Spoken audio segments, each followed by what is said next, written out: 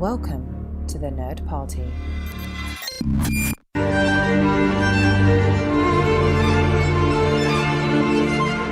Hello and welcome to the A24 project here on the Nerd Party, the podcast that takes you through the back catalogue of A24, 2 films at a time. I'm your co-host Alice King, and with me as always is Lee Hutchison. How are you this week? Yeah, really good, thank you.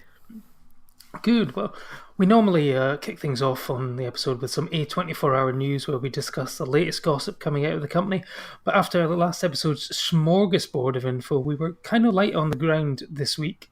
That should be said until about 2 hours ago, because I was expecting there not to really be much news, given that it's just the start of the Cannes Film Festival, so I was expecting them to be saving any big announcements until sort of next week once the festival's fully underway. But we did get, very kindly, because as we always say, you know, when we record these episodes, normally it's just after we finish recording, they go and drop something, and indeed, they've dropped just in time for us the full trailer for Midsommar by Ari Aster, who famously made Hereditary last year and is one of our favourite films here on the A24 project. So, Lee, I'm going to hand it to you. What did you make of this sort of first full look at the film? We had a teaser about a month or so ago that gave off a heavy sort of Wicker Man vibe. What did you make of this?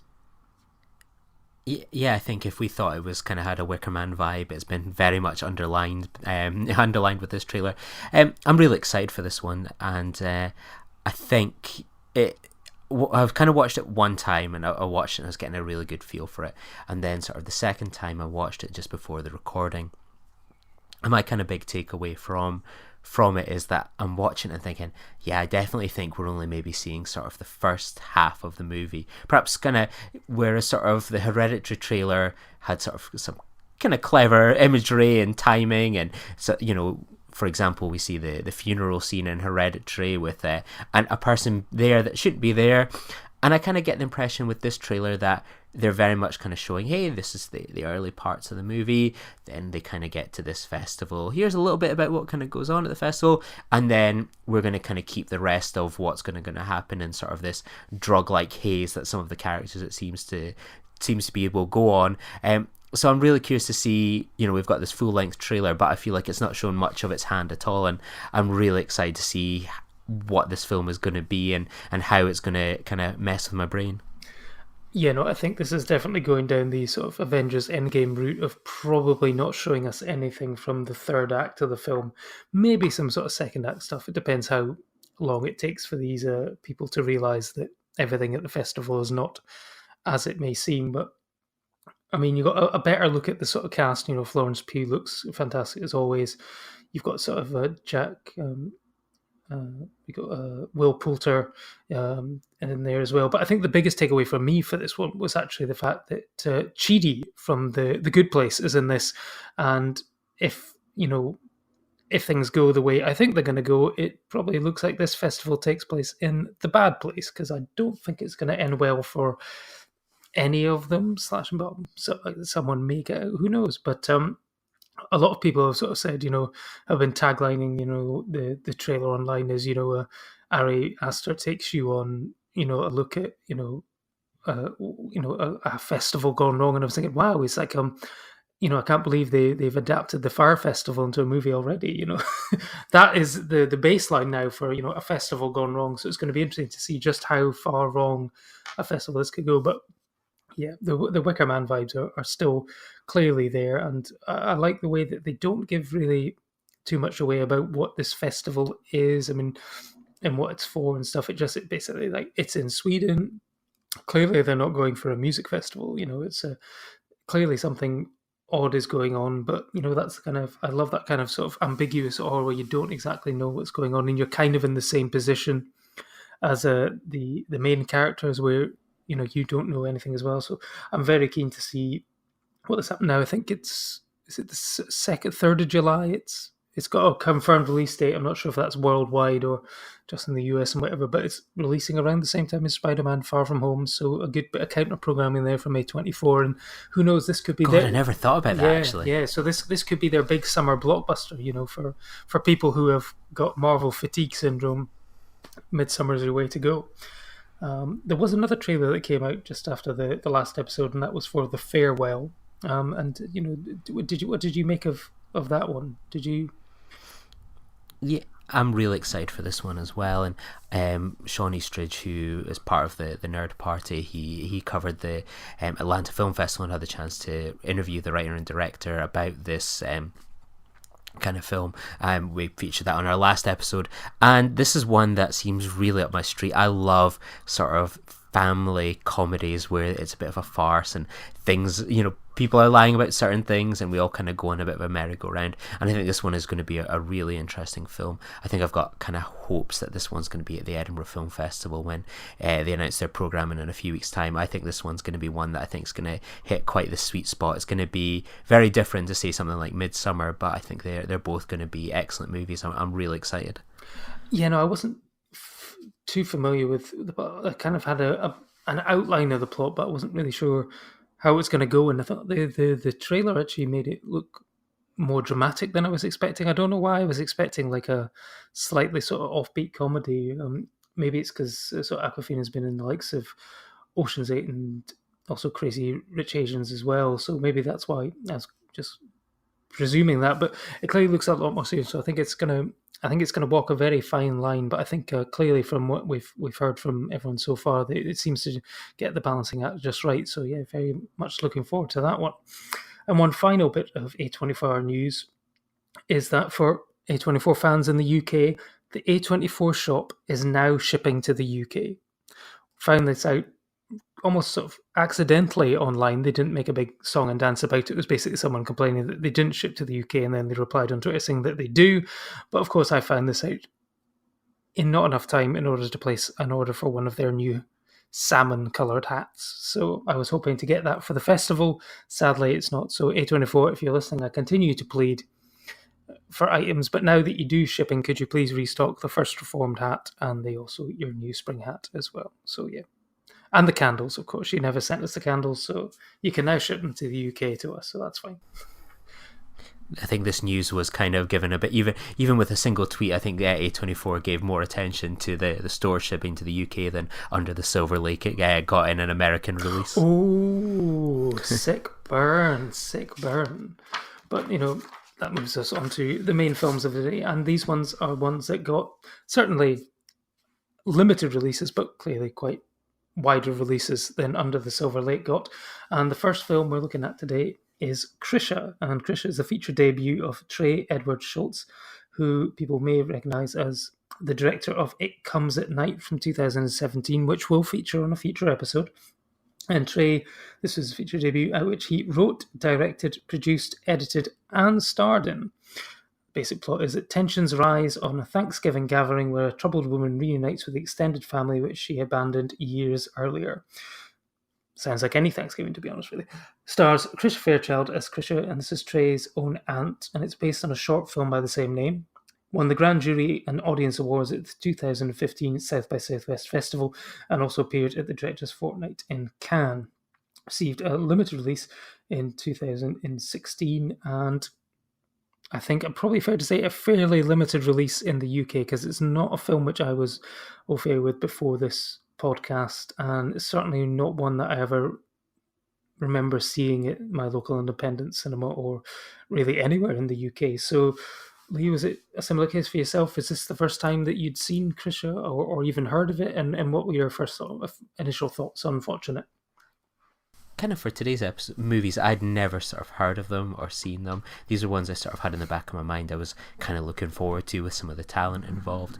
And I'd seen It Come at Night. I didn't think it was the greatest, but I thought it was interesting nonetheless. So I was really looking forward to this one, and the fact that both of them were on Amazon Prime was quite a positive as well.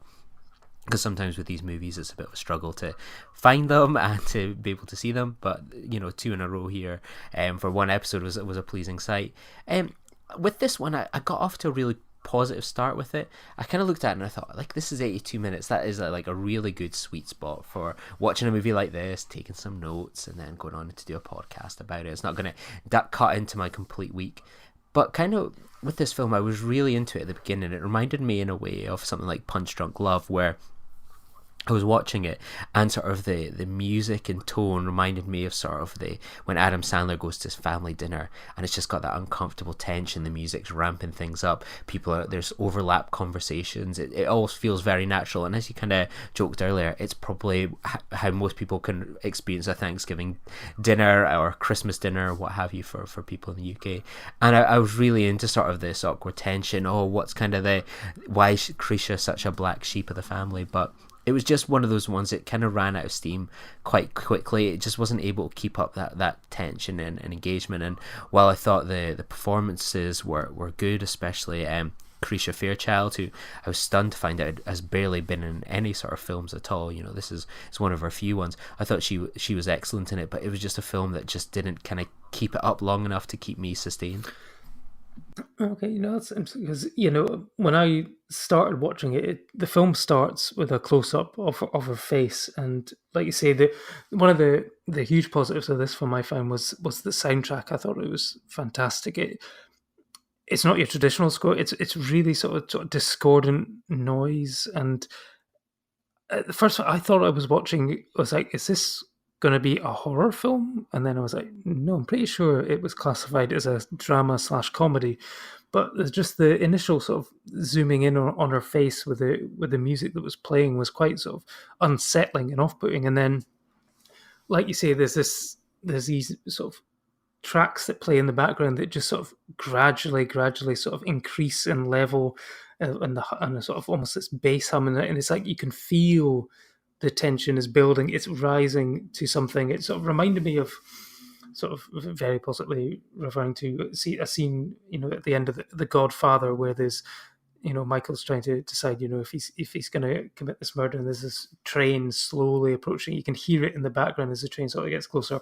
Or any time that there's ever a scene with tension that you need to create, and basically someone is boiling a kettle in the background as it gets louder and louder, and then there's this release. And I think there was it's building for that for like the first sort of half of the film, and you're almost sort of wanting to get into the nitty-gritty, into the meat on the bones of why did she leave? Why is she coming back now? What was the reason for her leaving in the first place? Why, what's the fallout of this, and why are people still, and why did they eventually invite her back? And you see that it's building to something, and it's almost a case of was it Chekhov's turkey? You show a turkey in the first 10 minutes, you just know that something's going to happen with the turkey, and the thing that sort of kicks everything off is her dropping the turkey out of the oven onto the floor with the gravy spilling everywhere like gallons of blood or something. It was quite disturbing to watch. But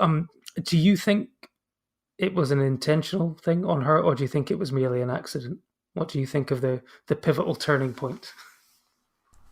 I think it was an accident, but whether you can say it's an accident when you go start popping like alcohol, prescription drugs, illegal drugs as well, all in kind of one go, I think you can have an accident, but one could say you're quite incompetent in setting yourself up for a huge fall with a behaviour like that. Yeah, no, that's when the sort of the tensions, sort of the polite smiles and the sort of start to fade away, and people start to reveal their true feelings. And that's why I sort of said it's basically any sort of family gathering where you're all sort of together for an extended period of time. There's always secrets and lies and stuff underneath the surface. Something happened years ago, but somebody isn't willing to let it go, and everyone in the family is almost just kind of waiting for that moment for it to rear its ugly head. You could almost like do a Deadpool or something with basically people putting $10 in and sort of finding what time is it going to all kick off, and who's going to be the person that sets it off and stuff like that. And there was this the end sort of sequences where she has this, I wouldn't say a fall from grace, because clearly I don't think she's ever had a lot of grace in her life, sadly, but it all starts to go wrong, and there's this huge sort of shouting match and over the dinner table and stuff. And sort of, I did not know anything about this film before going. It's only reading afterwards that you realise that a lot of the sort of cast members were Trey's own family, and that the film was apparently based on something which happened to a family member that actually, takes you almost start to look at it in a different light. And it must have been incredibly sort of difficult for them to to almost sort of recreate these things that have happened to them in the past and stuff like that. Yeah, so with the kind of other characters, did you feel there was any sort of development to them at all? Like, obviously Krisha is the titular role, and she demands all our attention, but I kind of felt a lot of sort of, as it builds up to sort of this big family meltdown around the dinner table, and I just sort of didn't know too much about these other characters, or didn't have much interest in them. I felt like, maybe an extra bit of time could have been used to sort of focus on those characters and sort of make it more of a kind of impact, because I sort of felt that when it gets to that moment where it all just kind of falls apart, like, we're expecting it to happen, but we don't really know much about sort of any of the characters involved, or what's brought it all kind of to the table. And I just sort of felt like it kind of limped over the finish line, where I felt like if we had known a bit more about these characters, got to sort of get in their heads a little more, I think it could have been a really good climax.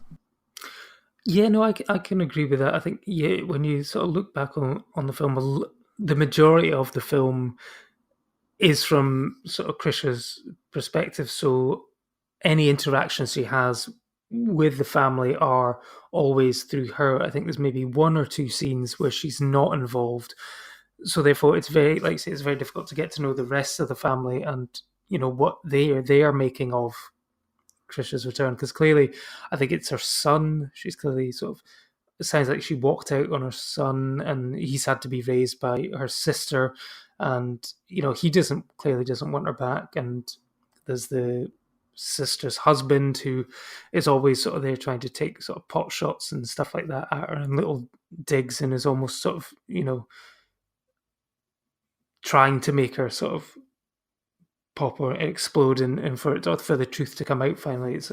And so therefore it's, yeah, no, I can see that. It would have been better to get a bit more sort of backstory on what sort of happened. I mean, sometimes, yeah, there are films that work very well when you don't have that backstory and you've got that ambiguous thing and it's left to you to kind of fill in the blanks. But here, I think, yeah, for it to really sort of nail the landing of the sort of final 5-10 minutes, you really probably needed to have a bit more emotional investment in the other characters and just how it's affected them and stuff to truly work. And what did you make of the final ending? Just sort of going to sort of spoiler territory. What did you think happened to her? Did you think there was a potential sort of drink and drug overdose, and that certain things were maybe sort of playing out leading up to that moment, or was that just my reading of the film? I kind of think it's going to be a cycle that I wouldn't be surprised if there's in an alternate reality, there's a Krisha 2, Krisha 3, where they sort of, with people that abuse alcohol and drugs, that it can often be a cycle, and that she kicks off against Robin and then she's removed, and I can just sort of see this image of like her trying again that following Thanksgiving or a birthday or something like that, kind of dropping in on an event, and a repeat of that kind of cycle. That's kind of maybe where I saw it going. So yeah, maybe that's as a negative thought about where Krisha's going as yours. Yeah, no, I think there was a point where she says like something along the lines of, the sister says, "You always do this." It was like this. I thought this time you had it sorted and stuff like that. So clearly, maybe she's had relapses in the past, and this was going to be like the one final attempt, because she said, "I believed you this time" and stuff. And like you say, yeah, she sort of comes down and has a fight at the dinner table, and then is taken back upstairs, but then comes back down again. So yeah, like this sort of cycle that's doomed to repeat itself until the end. So, but I mean, what did you think of the cinematography and the filmmaking style of it? Because it did seem sort of quite claustrophobic and sort of keeping you right in the middle of the action and stuff like that. I did enjoy that. I think that's the best way to do something like this. It feels like a very mumblecore movie, and I think kind of being thrown into the middle of that action, that you're following these characters from room to room, I think it keeps up the energy and the intensity of the film. That I think if this played out in sort of wide shots of people around the dinner table, or kind of in one room, film maybe like say a traditional Frasier or Friends or something like that, I think that would have taken away. I think the cinematography and the camera movement certainly complements Krisha's mental state and sort of the unfolding madness of her kind of Thanksgiving. Yeah, no, I mean, I really like the the way it was shot and how it sort of put you in the action and sort of with her and stuff like that. And I mean, I'm a lot more positive, I think, on It Comes at Night. I think it was actually just outside my top 10 in 2017. I thought it was one of the best sort of horror films of the year, and it is a horror film. There's none of this elevated sort of horror, it does have like a family drama element at the middle of it, but I would definitely classify that one as a horror film. But it's definitely shown enough sort of promise here, and with that one, that I'm interested to see what he does next, and I expect whatever he does, it'll probably be under the banner of A24. You think? I would hope so. I think we see some of these actors and directors come back for 2 or 3 films in a row, and I think he could certainly be another one of them. Absolutely. So from that film, we're heading on to film 2 of the day, and that is True Deception. Well, I say True Deception here in the UK. I believe in America, the film is called The Adderall Diaries, and it is based on the true crime memoir by Stephen Elliott. And the film is written and directed by Pamela Romanowski and stars James Franco, Amber Heard, Christian Slater, and Ed Harris, plus a young Timothy Chalamet as playing the younger version of James Franco's character. So writer and Adderall enthusiast Stephen Elliott reaches breaking point when his estranged father resurfaces, threatening his newfound life and success that was born out of his troubled childhood memories. Adrift in writer's block, Stephen is kept going by 3 sources of inspiration: a new romance, the best friend who shares his history, and a murder trial that reminds him much more of his own story than perhaps it would appear. So, Lee, I think, is this another one which you are a newcomer to? What did you make of True Deception? Yeah, this was one on paper I was really quite keen to see. That I enjoy James Franco as an actor, and I think when you sort of look ahead at some of these films that you've not heard, sometimes you have a wee nosy on IMDb and you see something like James Franco, Timothy Chalamet, Ed Harris, Amber Heard, Christian Slater, Cynthia Nixon. You think that's a pretty interesting cast. I wonder what this one's going to be about. And kind of as I sat down to watch the film the other day, I just thought it was potentially one of the worst ones that we've kind of covered so far in this film and this journey. And I didn't realize until sort of at the end of the film that it was based on sort of a true crime memoir, that the writer of that film and who James Franco's character is very much based on, Stephen Elliott, disowned the film.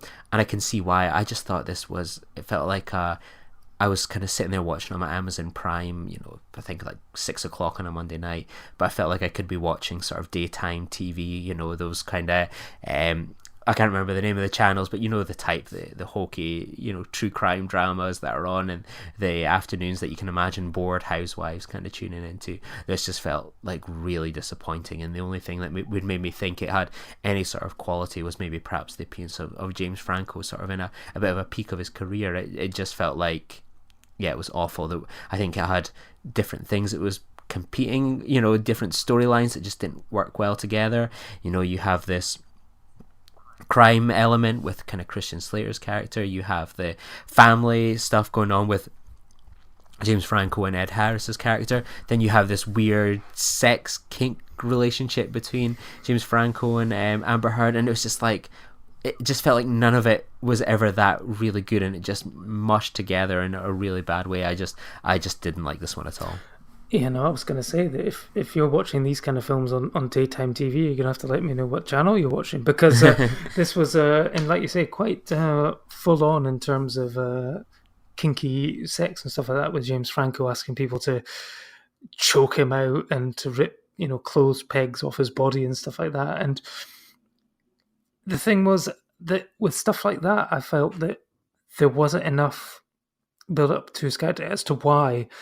It's explained, that he believes that he was, physically and emotionally abused by his father, but it doesn't really explain the sort of sexual perversions which the film tries to link to his past and growing up. That clearly this is why he's liking to do. It's like, is it wanting to cause pain and stuff like that? So, but it never really goes into enough detail as to why he is doing these things. And yeah, for me, this was a bad film. I think I saw the trailer in advance of watching the film, and the trailer made it look okay. I was thinking, okay, this could be quite interesting. But yeah, I think I was just completely bored by this. I think James Franco is I'm really sort of blow hot and cold on Franco. Sometimes you get something like and Alien in Spring Breakers, or his performance as Tommy Wiseau in The Disaster Artist. But there's other times where I find him really sort of bland and just unengaging. Like the Spider-Man films, for example, I think is on where it's just like I can't seem to connect with him. Amber Heard, I'm not sold on either. Ed Harris, I thought was actually very good. I think Ed Harris is someone who can bring quality to the smallest roles, and I thought he was great in it. But there was just something really sort of. I think you say, it was like he's trying. The film sort of getting pulled in all these different directions, and if maybe it stayed, in one particular lane, it could have been a success. I mean, I think you could have pretty much jettisoned that whole Christian Slater story.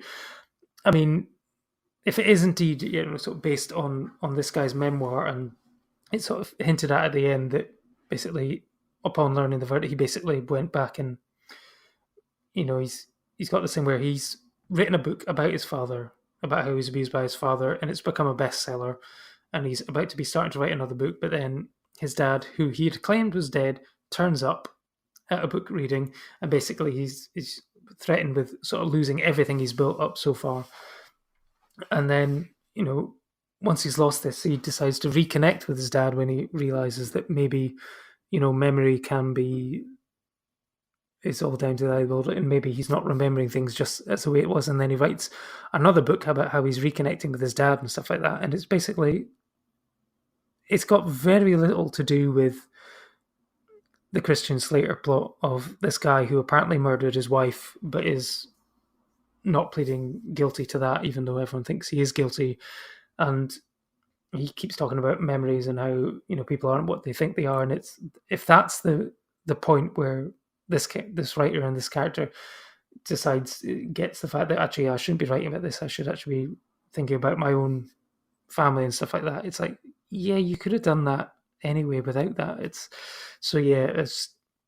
This one was just, I just find it too dull and too. It seemed to be like going for like some sort of hard hitting sort of erotic thriller that you could sometimes get like in the late 80s, early 90s, and then like you say, it's trying to be a true crime sort of film, and then it's trying to be this family drama, and it just pick a lane and stick to it, and you might have had one really good film in there rather than sort of three terrible films sort of mashed together. Yeah, just one of these ones. It seems a pretty poor movie all around. It'd be interesting to read the book and how that one compares, but it just seemed like not the best film for those people involved, though I'm sure James Franco will find redemption within A24 soon enough. I think he will. Yes, he's got a better performance coming up in a bit, but I mean, I can understand why the UK have renamed it True Deception. I mean, because Adderall, I think, is pretty much an American drug, and therefore it probably would have been quite confusing. But I mean, if it is called the Adderall Diaries, I mean, it really should have been called like the Adderall, Coke, Heroin, MDMA, Ecstasy Diaries, because I mean, there's a lot of drug taking in this. He doesn't seem to stick to one particular drug. He likes to sort of get anything, sort of sample everything in this sort of downward spiral, sort of self-destruction that he seems to be going on. So, so not one that we're going to recommend on the A24 project. If you want to be a completist, absolutely do check it out. But if you're going on our recommendations, then this is probably one to skip. I think, but I think it's safe to say that we're going to have two very high recommendations next week, because we're going to be looking at Green Room and The Lobster. Are you looking forward to that episode a bit better, Lee? Absolutely, I'm really buzzing for this one. I think it's going to be two exciting movies to talk about in 2 weeks' time. Two very different films, but two excellent films, and the return of a discussion on Nazi dogs. So that's always good to look forward to. And then also other dogs in The Lobsters, but of course we cannot confirm or deny whether or not those dogs have any Nazi and sort of far-right tendencies. But I guess we'll see next week. So until then, cheers, thanks for listening, and we'll catch you soon. Cheers, bye-bye.